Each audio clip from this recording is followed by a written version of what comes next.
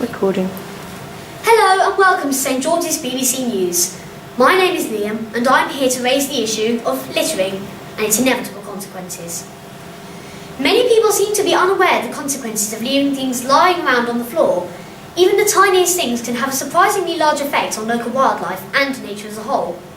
One example is plastic bags.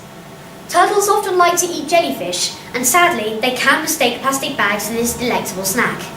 As a result, they can often get stuck in the creature's throat, often causing it to die a terrible death. This is a large issue for wildlife.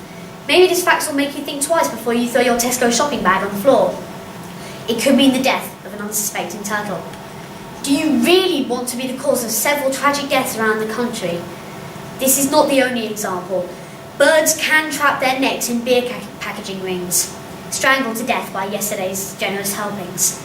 Not a nice way to go. As you can see, no matter what you happen to drop on the floor, it can have an impact larger than you would likely expect. You may believe that this is a result of the council neglecting to provide a substantial bin supply, but we have the ability to put things in our pockets and wait for a bin. Even the most innocent of people can be guilty of littering. One example is the everyday schoolchild. To find out if this is true, let's interview the principal of St George's, Mrs Stoner.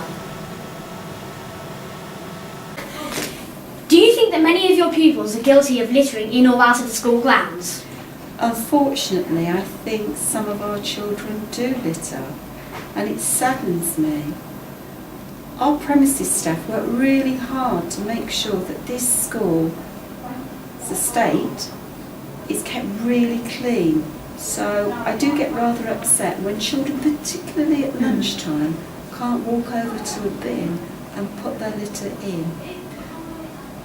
What irritates me is when people go up to a bin, they see a bin, but they put the rubbish down right next to it. There's no logic to that, is there? Not at all. I wonder why people do that. There are quite a few bins around the school, but people just can't be bothered Well, to use them. interestingly, what we did last year is that we bought extra bins, and we also put bins on the table as well, so people could put the food and their rubbish in the bin.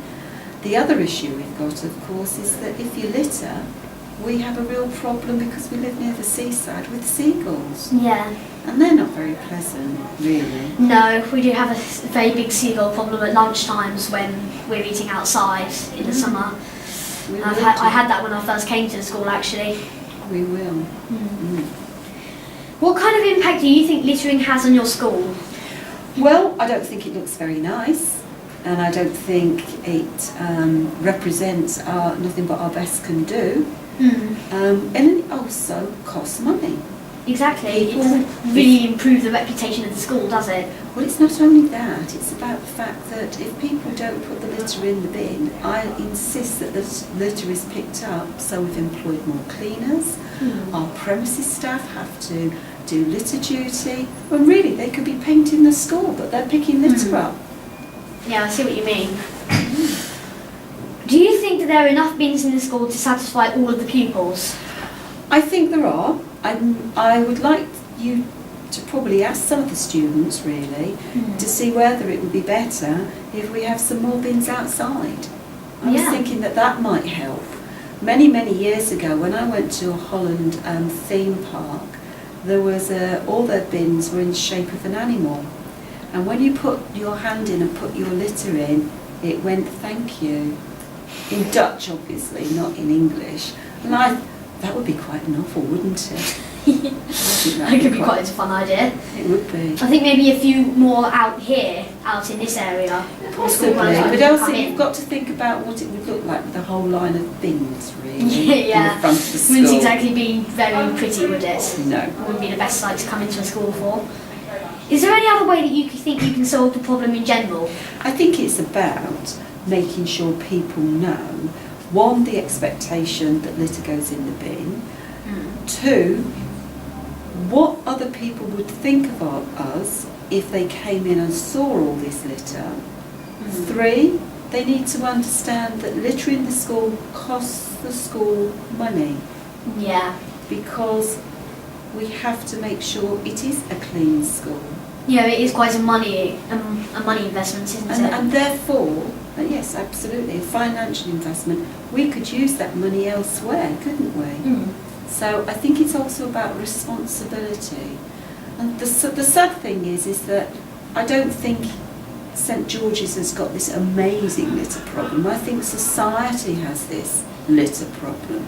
I see adults throwing litter on the floor as well outside of school, and I think, oh my goodness, that's not very good at all, is it? No, people can blame it on children all they want, but there are adults that are guilty of it as well. Absolutely. So it's about us all coming together and saying we're not having this in our school anymore, everybody buying it. What is your general opinion on people who litter? I don't actually think they understand the consequences. I don't think they think about it.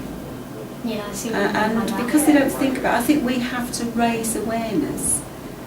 Now, you may, through this interview and through the magazine that you're going to be writing a piece on, and maybe through, we all talk about posters, but sometimes, children don't take too much notice of posters. Maybe a group of students go round to tutor groups, or maybe there's an assembly on it as well. So my opinion of those that litter, I have to remind them that that's not what is expected. Do you think that people are littering with the realisation that it is a bad thing? Honestly, no. I honestly don't think they do it because they think they're being bad.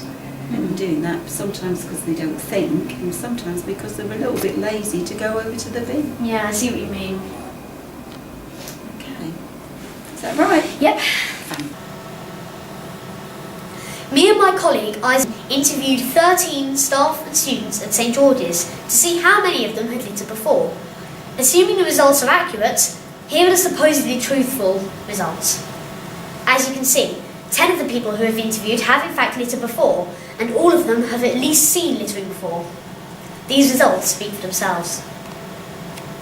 So as you can see, littering can cause many issues, from animal deaths to global warming. If you wish to hear more about global warming, check out the report made by my friends Kaylee and Luke, who have made a similar report on the subject. I hope my words have persuaded you against littering, but that's all for now. Goodbye.